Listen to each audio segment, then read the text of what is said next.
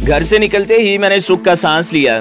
माँ बेटी की घूरती नजरों को जो मैं पीछे छोड़ाया था, जाने वो दोनों क्यों हर वक्त मेरा सीना टटोलती रहती।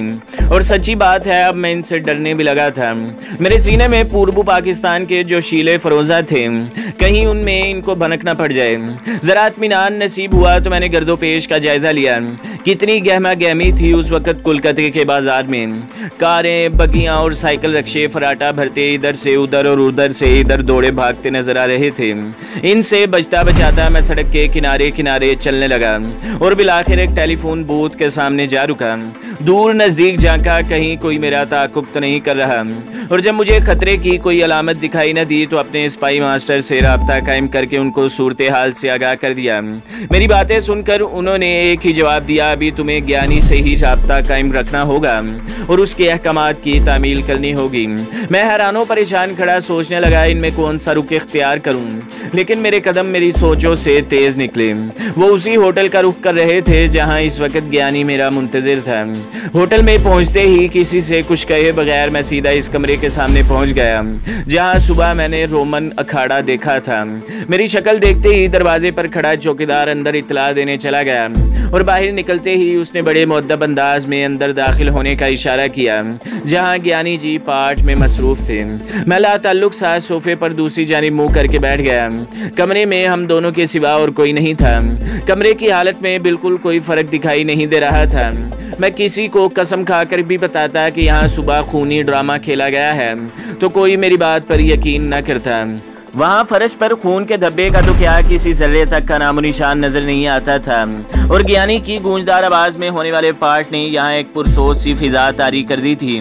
वो पापी अरदास यानी दुआ बहुत गिड़गिड़ाते हुए कर रहा था। इसका ये रूप इतना कामयाब था कि बड़े से बड़ा चालाक भी धोखा खा जाए और इसके तकद्दुस का कायल हुए बगैर न रह सकता। इसने जंकारा बुलंद किया, बोले सोनेहाल सस्त्री अकाल, श्री वाही गुरु जी का खालसा, श्री वाही गुरु जी की फतेह। हमने इकट्ठे ही पाठ के खात्मे पर फतेह बुलाई। काम इस मर्तबा जरा कुछ ज्यादा ही खतरनाक है पुत्र। भाटिया गुस्से से तिल मिला रहा होगा, लेकिन कल की मुलाकात मैंने मनसूख कर दी तो सारा भरम टूट जाएगा। मेरे पास यूं तो कारिंदों की कोई कमी नहीं, लेकिन सच पूछो तो इंसानों की बहुत कमी है। अलमिया तो ये है कि तुम वाहिद काम के आदमी हो और इस मर्तबा भी तुम ही को दाव पर लगा रहा हूँ। मुझे ये कहना तो नहीं चाहिए, लेकिन अगर तुम्हें इतला कर ही दूं तो ज्यादा अच्छा है कि अगर इस मर्तबा ज्ञानी आत्मा सिंह तुम पर कोई आंच न आने देगा, ख्वाह सारे भारत की पुलिस ही तुम्हारे पीछे क्यों न लग जाए, मगर डील ठीक से करना होगा। हम दोनों कमरे में बातें कर रहे थे। पुत्र, हमारा वास्ता नए लोगों से है और किसी नए आदमी पर ज्ञानी आत्मा सिंह कभी एतबार नहीं करता। तुम्हारी अलबत्ता और बात है। इसने बगैर कोई तमहीद बांधे बात मुकम्मल कर दी और मुझे सोचने के लिए छोड़ दिया। जाना कब होगा बॉस? सुबह 10 बजे। All right sir. डिनर हमारे साथ करना, आज रात पार्टी है, हमने नए कमिश्नर की दावत की है। इसने गुफ्तगू समेटे हुए कहा। Okay boss. और ज्ञानी इसी खिला के रास्ते बाहर निकल गया। इसने अपनी आमद और नकासी के लिए अब तक यही रास्ता इख्तियार किया था। यकीनन इसमें कोई मुसलहत ही रही होगी। मेरा जी तो चाहा कि आगे बढ़कर मेज के आसपास कहीं वो लिवर तलाश करूं जिसे दबाकर दीवार में खला पैदा किया जाता है, लेकिन फिर एहतियात मलहूज़े खातिर रखते हुए चिपका हो रहा। मुबादा कोई खुफिया कैमरा मेरी हरकतों सकनात चेक कर रहा हो और होले से मैं बाहर निकल गया। 1.5-2 घंटे मेरे पास खाली थे। इनके किसी खसूसी इस्तेमाल का मैं पाबंद नहीं था और यही वो वक्त था जब मैं ये नई इतला अपने दोस्तों को दे सकता था। मैं टहलता हुआ होटल से बाहर आ गया, लेकिन इतना बेफिक्र भी नहीं था कि अपने साथ ही बाहर आने वाले इस नौजवान को नजरअंदाज कर देता जो गालबन मेरी निगरानी पर मामूर था। मैं इसे होटल के इर्द गिर्द चक्कर देता रहा, फिर एक चलती बस से लटक कर अगले सिग्नल पर उतर गया। मेरे उतरने के बमुश्किल 1-8 मिनट बाद ही मैंने उसे लपक कर उसी बस में सवार होते देखा। बस के साथ साथ भागते हुए इसका सांस फूलने लगा था। मैंने एक बिजली के खंबे की ओट में खड़े होकर बस को गुजरने जाने दिया और फिर सामने बने एक सुपर स्टोर में घुस गया। यहीं से फोन पर मैंने दोस्तों को अगले प्रोग्राम से आगाह किया और वहां से हिदायत मौसूल होने पर बाहर निकल गया। अब मेरा रुख वापस होटल की तरफ था। दिल ही दिल में मुझे उस बेवकूफ पर हंसी आ रही थी और इस गलती पर जो फटकार पड़नी थी इस पर रोना भी आ रहा था। होटल में पहुंचते ही अपने लिए मखसूस आरामदेह कमरे में मैं बिस्तर पर दराज हो गया और मेरी सोचों पर मुस्तकबिल की बेरहम परछाइयां रक्स करने लगीं। करीबन 1 घंटे में इन्हीं ख्यालों में खोया रहा। फिर सिराने रखे फ़ोन पर मशरूब तलब किया। मशरूब लाने वाली वही खूबसूरत वेटरेस थी जो सुबह हमारे लिए शराब लाई थी। शायद इसके ज़िम्मे सिर्फ ग्रोह ही के आदमियों को सर्व करना था। इसने कंपा कोला की बोतल खोलकर मुझे पेश कर दी और खुद मुअद्दब सी होकर एक तरफ खड़ी हो गई। बोतल मुझे थमाने से दोबारा पलटने तक इसने मेरे कसबल निकाल दिए थे। ओके तुम जाओ, मैंने आने वाले तूफान से बचने की राह तलाश की। कोई और खिदमत सरकार। इसने फिर बिजलियां गिराईं। नो थैंक्स, मैंने मुंह दूसरी तरफ फेर लिया। ओके सर, इसने जिस्म को झटका देकर बल खाया। दरवाजे पर पहुंचने तक इसने कोई कसर बाकी नहीं छोड़ी थी। आदाब बजा लाती वो बाहर निकल गई। डिनर पर मैं जानबूझकर जरा देर से इस वक्त पहुंचा जब वो लोग शुगले में नोशी से निजात पाकर अब खाने पर वहशियों की तरह टूटे हुए थे। मैं भी एक कोने में खड़ा होकर खाने लगा। फिर अचानक चौंक पड़ा। मेरे बिल्कुल सामने एक खासे मुअज्जब महाशय जी के साथ, जो यहाँ की मकामी स्टॉक एक्सचेंज के चेयरमैन थे, मेरे स्पाई मास्टर कहकहे लगाते खाने में मशगूल थे। हम दोनों की नजरें आपस में टकराई जरूर थी, लेकिन क्या मजाल जो इनके चेहरे पर या आंखों में शनासाई का जरा सा भी शायबा तक दिखाई पड़ा हो। मैं बज़ाहिर ला ताल्लुक सा खड़ा रहा। करीबन कोलकाता की तमाम शख्सियतें यहाँ मौजूद थीं और हर किसी के गिर्द गिर्द ज्ञानी के ग्रोह की तरबियत याफ्ता ख्वाहिशाएं घेरा डाले खड़ी थीं। ओमा ने कमिश्नर को निशाने पर ले रखा था। जिस बदनसीब की आंखों में उभरने वाले डोरे इसकी आने वाली बदबख्ती की निशानदेही कर रहे थे। ज्ञानी का एक तरबियत याफ्ता फोटोग्राफर इस तकरीब की तस्वीर कुशी कर रहा था और जिस तरह ओमा और दूसरी लड़कियों ने होशियारी से पोज बदल बदल कर कमिश्नर और दूसरे वीआईपी के साथ तस्वीर उतरवाई थी, वो बेचारे क़यामत तक उनकी इस चालाकी से आगाही नहीं पा सकते थे। ओमा ने तो एक दफ़ा हंसते हंसते कमिश्नर के गले में बाहें डालकर करीबन झूला झूलते हुए तस्वीर खिंचवाई। मैं बखूबी समझ रहा था कि ये तस्वीर क्यों उतारी जा रही हैं और इनका आखिर मसरफ क्या है। ब्लैकमेलिंग।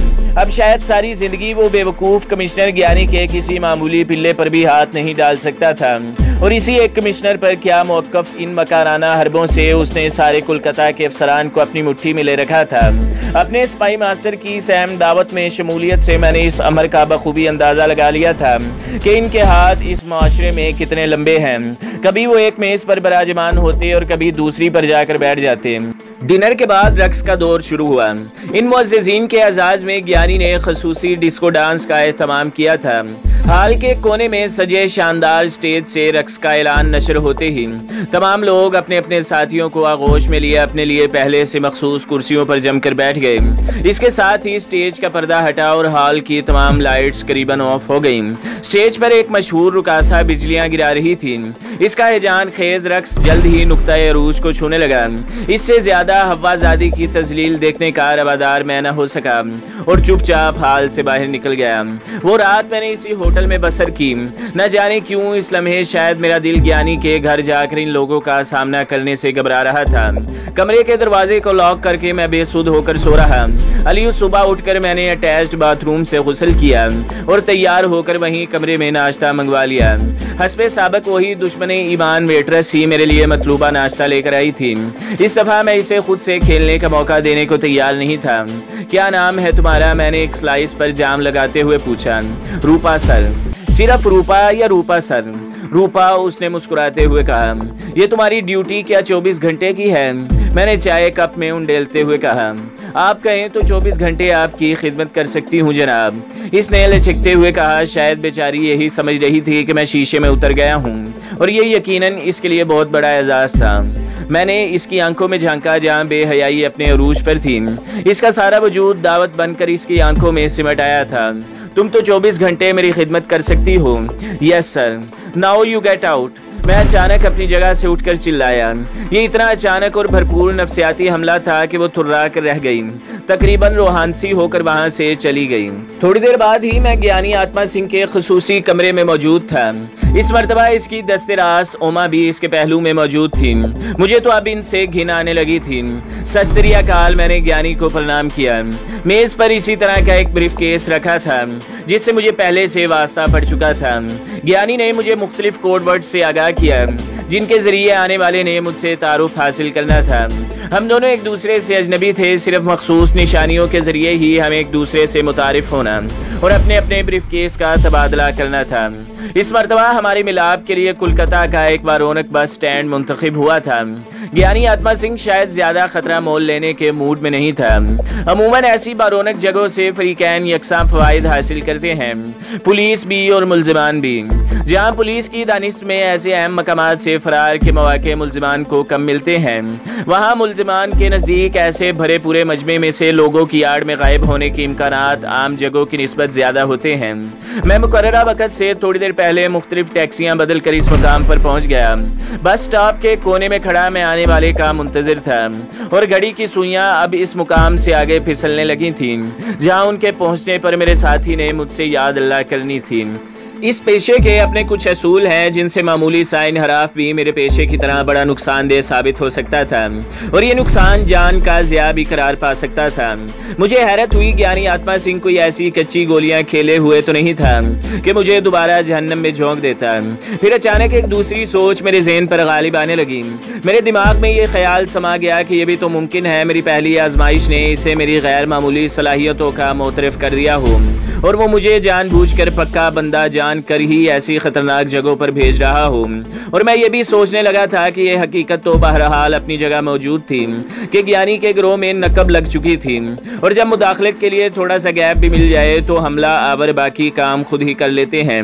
ज्ञानी आत्मा सिंह ने शायद बासु को मरवा कर खुद को महफूज जान लिया हो, लेकिन वो अब भी इतना ही गैर महफूज था जितना अब से कुछ देर पहले तक, जिसका सबूत इससे बढ़कर और क्या होगा कि दूसरे गिरोह का साथी अभी तक नहीं आया था।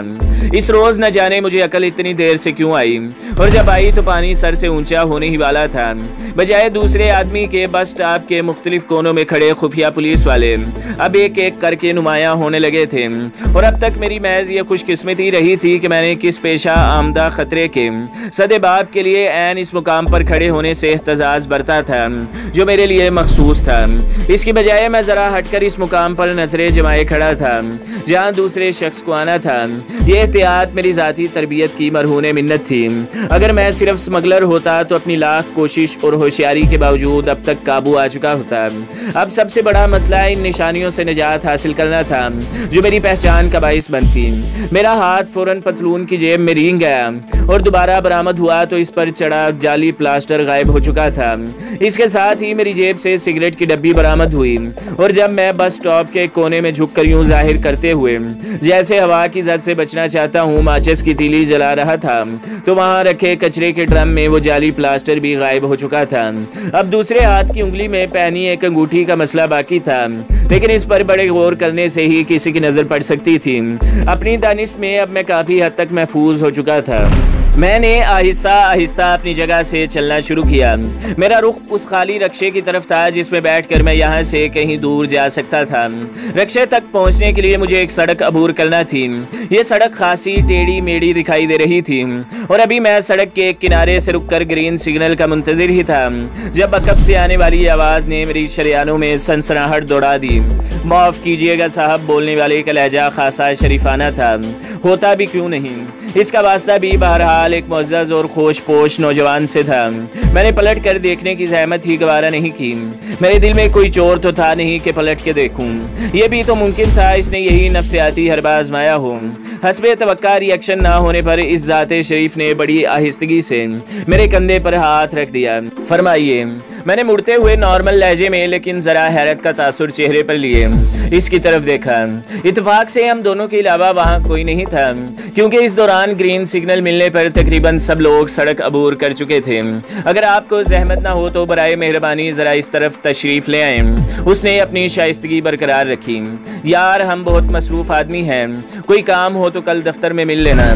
मैंने बिल्कुल ऐसे ही लहजे में उसे मुखातिब किया जैसे वो मुझसे किसी चैरिटी प्रोग्राम के लिए चंदा मांग रहा हो या फिर मुझसे अपने किसी अजीज़ की सिफारिश करवाने आया हो।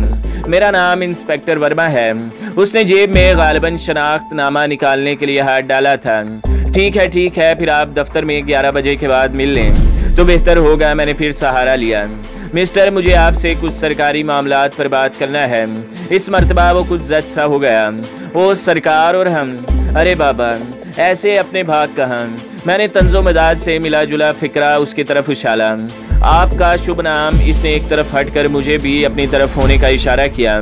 खैरियत? आप तो वाकई सीरियस होने लगे। अपने आप को नॉर्मल साबित करने के लिए मुझे खुद से ज़बरदस्त आसाबी जंग लड़ना पड़ी थी। देखो मिस्टर, मुझे पुलिसमैन बनने पर मजबूर न करो। इस मर्तबा इसका लहजा काफ़ी तलख था। ठीक है इंस्पेक्टर साहब, मुझे पुलिस स्टेशन ले चलें। मैं भी यहाँ तमाशा बनना नहीं चाहता।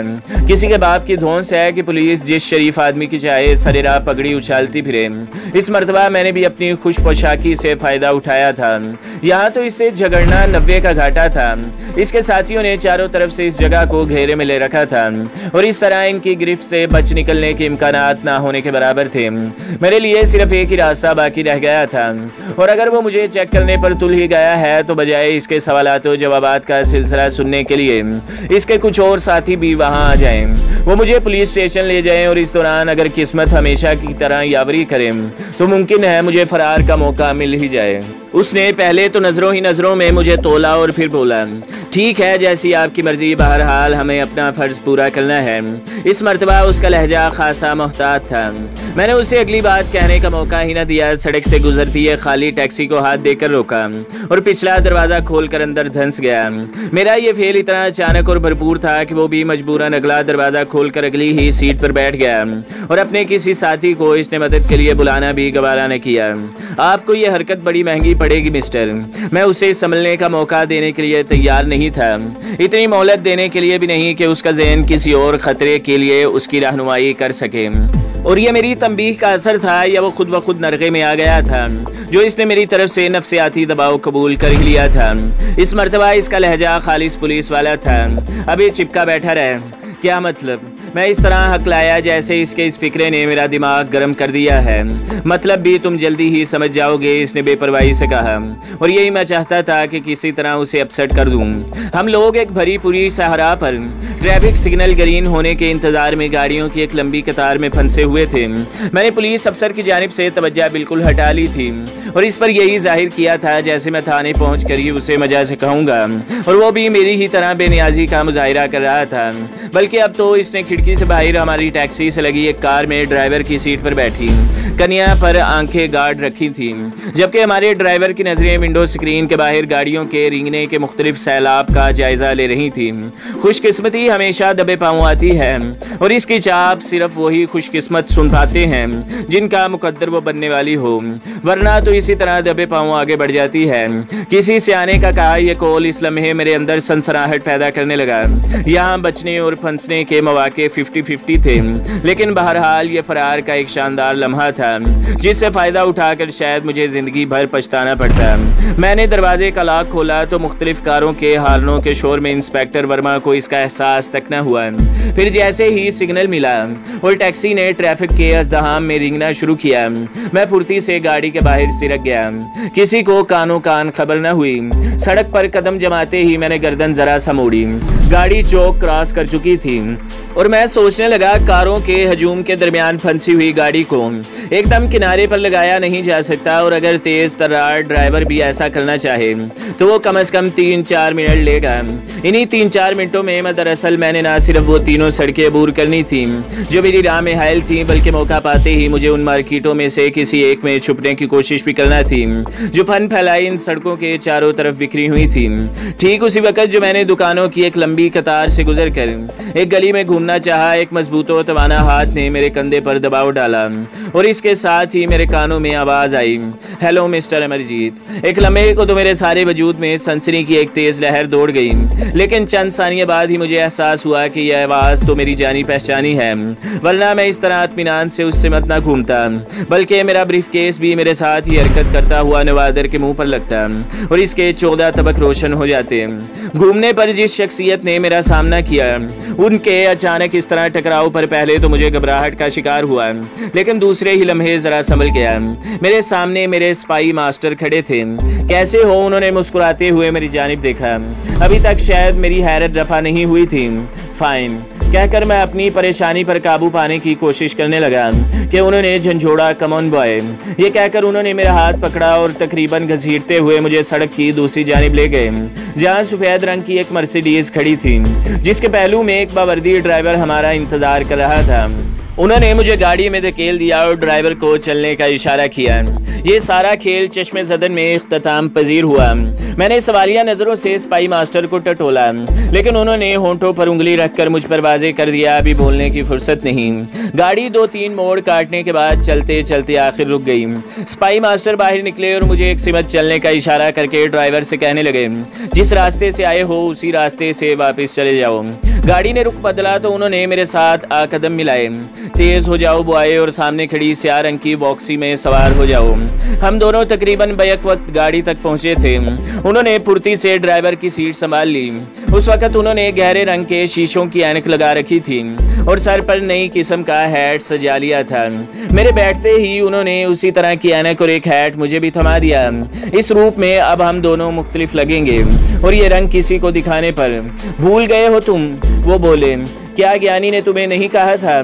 इस मर्तबा ज्ञानी आत्मा सिंह तुम पर कोई आंच न आने देगा, ख्वाह सारे भारत की पुलिस ही तुम्हारे पीछे क्यों न पड़ जाए। मैं समझ गया कि ज्ञानी का कोई नज़दीक तरीन आदमी भी इनके लिए काम कर रहा है। वो रूपा वेट्रेस भी हो सकती थी या कोई और भी। मैं उनकी जानिब देख रहा था और वो बोल रहे थे, इसलिए तो मैंने अपनी सफ़ेद मर्सिडीज वापस भेज दी। अब ज्ञानी के आदमी उसमें तुम्हें और तुम्हारे ब्रीफ केस को तलाश करते फिरेंगे और इस सारे खेल का मतलब। मैं हैरत ज़दा होकर स्पाई मास्टर की तरफ देखने लगा तो मुस्कुरा दिए। Come on boy. उन्होंने अगली कोई बात कहे बगैर मेरा हाथ पकड़ लिया। गाड़ी रोकी और चंद मिनट बाद ही हम एक शानदार रेस्टोरेंट के महफूज और आरामदेह कैबिन में एक दूसरे के आमने सामने बैठे थे। हमने तुम्हें मिस तो नहीं किया, बस जरा एक मरहले पर एक दोस्त से गलती हो गई जिसकी वजह से तुम्हें कुछ देर के लिए परेशान होना पड़ा। उन्होंने बैरे को मशरूबात का हुक्म देते ही मेरी जानिब रुख किया। मैं समझ नहीं पाया। मैंने बात की तह तक पहुंचने के लिए उनसे दरियाफ्त किया, तुम्हारे दोस्त को हमने रास्ते ही में गायब कर दिया था मिस्टर अमरजीत, और इसकी ज़रूरत शायद कभी भी पेश ना आती, लेकिन उसे ट्रेस करने में इतना वक्त लग गया कि अब उसे दरमियान से गायब किए बगैर कोई चारा ही बाकी नहीं रह गया था। और कहानी में हकीकत का रंग पैदा करने के लिए पुलिस का ड्रामा रचाना भी ज़रूरी था। पुलिस को सिर्फ इतनी इतला दी गई थी कि हीरोइन के 2 स्मगलर इस इलाके में माल का तबादला करेंगे। इसके बावजूद हमारे इंतजामात ऐसे थे कि पुलिस तुम पर हाथ न डाल सकती, लेकिन हमारे एजेंट ने तुम तक रसाई हासिल करने में कुछ देर लगा दी और वह इस वक्त तुम्हें पहचान पाया जब पुलिस ने इलाके को घेरे में ले लिया था। माय बॉय, मुल्क को तुम पर हमेशा फख्र रहेगा। मैंने तुम्हें जहन्नम में झोंक रखा है, इसका एहसास मुझे बखूबी है, लेकिन मादरे वतन के लिए ये कुछ भी नहीं है। कमांडो इससे जान देने के लिए तैयार किए जाते हैं और तुमने अपने पेशे की लाज रखी है। इनके आखिरी फिक्रे ने मेरा कदम 10 फीट ऊंचा कर दिया था। अब मुझे सारे खेल की समझ आ गई थी। इस मर्तबा ब्रीफ केस में छुपी दौलत पर हमारे स्पाई मास्टर ने हाथ साफ करने का इरादा किया था, क्योंकि इस पर इनसे ज्यादा और किसी का हक था भी नहीं। कुदरत ने हमारी मदद इस तरह की कि अब इस ड्रामे में 100% हकीकत का रंग भरा जा चुका था और ज्ञानी आत्मा सिंह का हम पर शक करने का सवाल ही पैदा नहीं होता था। बैरे के मशरूबात लाने से पहले ही वो काउंटर से किसी को टेलीफोन करने चले गए और जब उनकी वापसी हुई तो सारे मामला तय पा चुके थे। मशरूबात से फारिग होते ही उन्होंने बिल अदा किया और हम एक दूसरे का ताकुब करते बाहर निकल गए। स्पाई मास्टर मुझे वहीं मुख्तलिफ गलियों में 10-15 मिनट घुमाते रहे। बिलाखिर हम एक बड़ी बिल्डिंग में जा घुसे।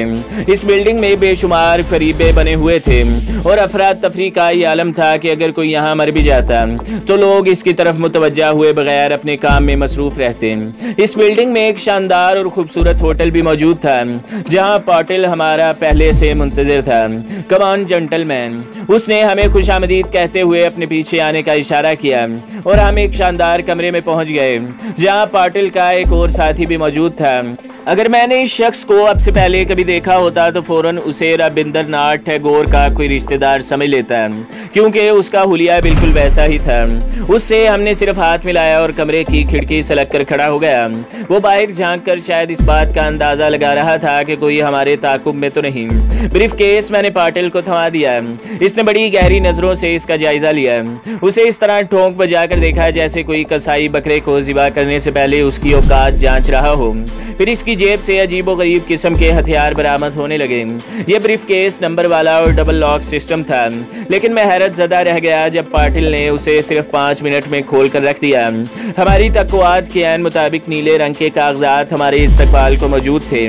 फिर तीसरे दोस्त के हाथ में पकड़ा नन्हा सा कैमरा हरकत में आ गया और 10 मिनट तक हम इस मरहले से भी गुजर गए।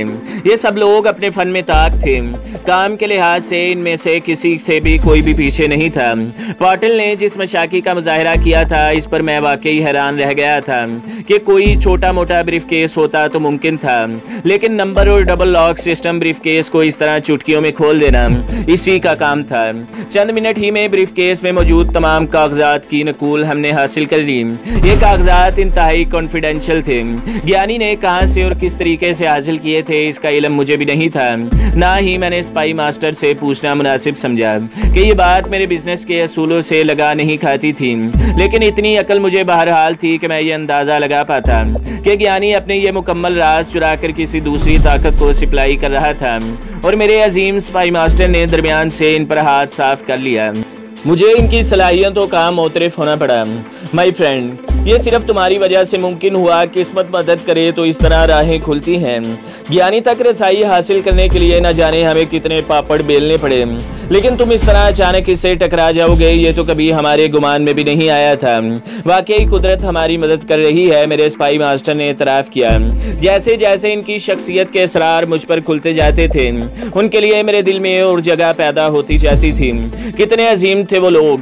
अपनी जानें हथेली पर रखकर वो आग के दरिया में कूदे थे और कभी उन्होंने अपने किसी कारनामे पर मान न किया था। हर नया मार्का सर करने पर वो बारगाही इलाही में सजदा रेज़ होते थे कि यह सब कुछ तो इसकी अनायतों के सबब था।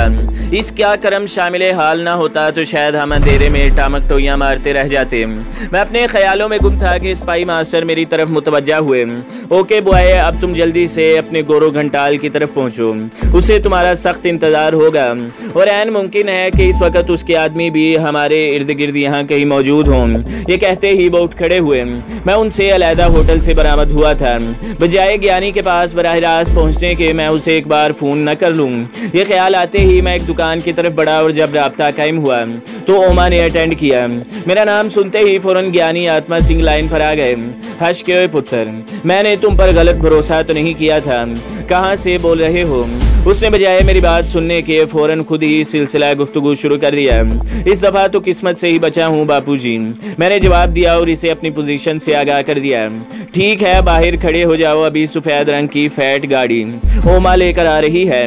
और इसके साथ ही फ़ोन बंद कर दिया। मैंने 5-6 मिनट वहाँ लगा दिए, फिर बाहर बरामदे में आ गया जहाँ बमुश्किल चंद मिनट बाद ओमा की मनहूस सूरत कार समेत दिखाई दी। वो इस वक्त किसी बूढ़े जर्नैल की जवान बीवी बनी बैठी थी। रेबिन की कीमती ऐनक आंखों पर चढ़ाए, गले में सफेद मोतियों का कीमती हार डाले वो किसी रियासत की शहजादी नजर आ रही थी। सच्ची बात है, अगर उस रोज ओमा ने मुझे अपना वो भयानक रूप न दिखाया होता तो मुमकिन है मेरे दिल के किसी नरम गोशे में इसके लिए आज कोई जगह निकल आती, लेकिन अब मेरे पास इसके लिए नफरत के सिवा कोई चीज नहीं थी। मैं उसे ऐसी बदरू जानने लगा था जो दिन के इजाले में दोशीज़ा का रूप धार लेती है और रात के अंधेरे में उसकी शहरक पर दांत गाड़ देती है। बहरहाल मैं पुरवकार चाल चलता अगला दरवाज़ा खोलकर इसके साथ ही बैठ गया।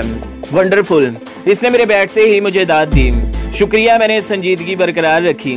कार सड़क पर रेंगने लगी और जल्द ही हम इस हंगामा खेज शाहराह को छोड़कर कदरे सुनसान जगह पर आ गए थे। मिस्टर अमरजीत, अगर आप महज कल वाले वाक़े की वजह से मुझसे नफरत करने लगे हैं तो बावर करें, आपसे बड़ा बेवकूफ़ इस दुनिया में शायद कोई और ना होगा। अगर इसके अलावा कोई और वजह है तो ठीक है। इसने अचानक मुझे बौखला दिया। मैं ना तो इतनी जल्दी किसी से मोहब्बत करने लगता हूँ न नफरत। मैं सिर्फ अपने काम से काम रखता हूँ, कौन क्या करता है, क्यों करता है, मेरी तरफ से ये सब कुछ जाए जहन्नम में। मैंने इसकी तरफ देखे बगैर जवाब दिया। मिस्टर अमरजीत, मैं इस दुनिया में इतनी दूर तक आ गई हूँ, अब कभी मुझे अपने ज़मीर को मुतमईन करने के लिए जवाब तलाश करने की ज़रूरत पेश नहीं आती। तुम नए नए हो, शायद अभी इस मरहले तक नहीं पहुँचे। उसने सड़क पर नजरें दौड़ाई। हाँ, जाहिर है इतनी देर बाद ज़मीर नाम की कोई शय बाकी तो रहती नहीं। मैंने अपनी दानिश में बड़ा तीर चलाया था, लेकिन ओमा ने इस बात का ज़रा बराबर भी असर कबूल न किया। ठीक कहते हो तुम, वो बोली, लेकिन एक आखिरी बात मेरी भी सुन लो, इसके बाद शायद फिर कभी मैं इस मौजू पर बात न करूं। उसने मेरी आंखों में आंखें डाली और कहने लगी, बासु को मैंने सड़क से उठाकर अरश पर पहुंचा दिया था। कोलकाता का कोई दादा इसका वजूद बर्दाश्त करने के लिए तैयार नहीं था, क्योंकि वो माजी में पुलिस का टाउट था। इसने गिड़गिड़ाकर मुझसे इल्तिजा की थी कि मुझे पाँव पर खड़ा कर दो। महज इसकी जान बचाने के लिए हमें अपने 3 बेहतरीन आदमियों की जान से हाथ धोने पड़े, क्योंकि बासु पर आए दिन हमले होते रहते थे। इसने इस एहसान का इनाम ये दिया कि सिर्फ मुझे और तुम्हें मरवाने पर तुल गया, बल्कि हमारे एक ठिकाने की निशानदेही करके 4 बेगुनाह लोगों को भी मरवा डाला। इसने पुलिस को ज्ञानी जी की एक फैक्ट्री का पता बता दिया और इस दरिंदे पुलिस कप्तान भाटिया ने वहां पहरे पर मुतय्यन 3 मुहाफिजों को मार डाला, क्योंकि वो खतरनाक मुजरिमों को जिंदा रहने का हक देने के लिए तैयार नहीं। जानते हो, इनमें से एक पठान चौकीदार मुझे बेटी कहा करता था। इन बेचारों को हमारी असलियत का इल्म तो था नहीं। थोड़ी देर के लिए वो रुकी और फिर उसने अपनी गुफ्तगू जारी कर दी। मुझ जैसी जलील औरत इस काबिल हरगिज नहीं कि उससे कोई तकद्दुस माब रिश्ता इस्तवार करे, लेकिन वो पठान दुनिया का वाहिद इंसान था जिसने मेरे मना करने के बावजूद मुझे बेटी कहकर मुखातिब किया। मैं इसके कातिल का खून खुद क्यों ना पी सकी। मुझे सारी जिंदगी इस बात का अफसोस रहता। मैं तुम्हारे सामने अपनी इस फेल की वजाहत कभी ना करती। मेरा काम ही यही है कि गिरोह के बागियों को अजियतें पहुंचाऊं, लेकिन इस सिलसिले में मेरे हाथों ये पहली किसी की मौत है। इसकी इस बात ने मुझे इसलिए भी उलझन में डाल दिया था कि गुफ्तगू के खात्मे पर इसकी आंखों से आंसू बह निकले। इसने ऐनक डैशबोर्ड पर रख दी और रुमाल से अपनी आंखें साफ करके इन पर ऐनक जमा ली। आई एम सॉरी हुमान, लेकिन पहले भी मैंने तुम्हारे मुतल्लिक कोई राय कायम नहीं की थी। तुम मेरे मुतल्लिक कोई अनोखी राय तो कायम करोगे नहीं। एक फाहिशा और बुरी औरत को सिवाय वैश्या के क्या समझेगा कोई।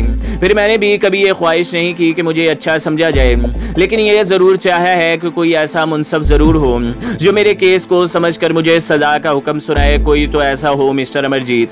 खुदा जाने वो अदाकारी कर रही थी, आज इसके सोए जमील ने वाकई अंगड़ाई ले ली थी। बहरहाल मुझे इस पर रहम आने लगा।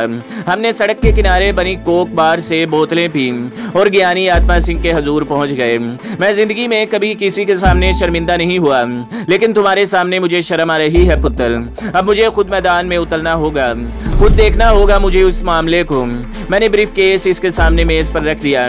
ज्ञानी आत्मा सिंह मुस्कुराया और उसने मेज के दराज से एक बड़ा सा लिफाफा निकाल कर मुझे थमा दिया। इसे रख ले पुत्र, और 3-4 रोज के लिए छुट्टी है। क्या है ये महाराज जी? मैंने जानते बूझते भी पूछ लिया। कुछ पैसे हैं पुत्र, उन्हें मुकम्मल न समझ लेना। जब जरूरत हो सिर्फ इशारा कर देना। ज्ञानी जी, मैंने अभी तक कोई मुहिम तो सर नहीं की और भीख मुझे मंजूर नहीं। अगर एक मर्तबा भी आपका माल ठिकाने पर पहुंच जाता तो दूसरी बात थी, मैंने चाहा रकम लौटा दूं। ये तेरा हकीर सा इनाम है पुत्र। तेरी हिम्मत और बहादुरी का मामूली सा नजराना है, इसे रख ले। मेरा तुझसे कोई और भी रिश्ता है।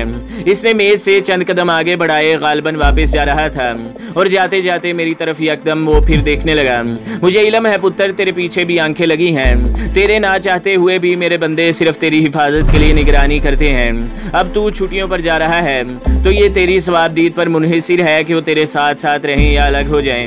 वो मेरी जानिब प्यार भरी नजरों से देख रहे थे और मेरे होंठ लरजने लगे। मेरे लिए सबसे बड़ा इनाम यही है महाराज जी के इन 4 दिनों में मुझे बिल्कुल न छेड़ा जाए। मैंने दरख्वास्त की तो वो थपकी देने लगे। जैसे तुम्हारी मर्जी, गो मेरा दिल नहीं चाहता तुझे अकेला छोड़ूं, कहकर ज्ञानी खिला में गायब हो गया। तो दोस्तों, अगली किस्त देखने के लिए हमारे चैनल को सब्सक्राइब करें, वीडियो को लाइक करें और बेल के आइकन को भी दबा दें, ताकि हर जो आने वाली वीडियो है वो आपको सबसे पहले मिलती रहे।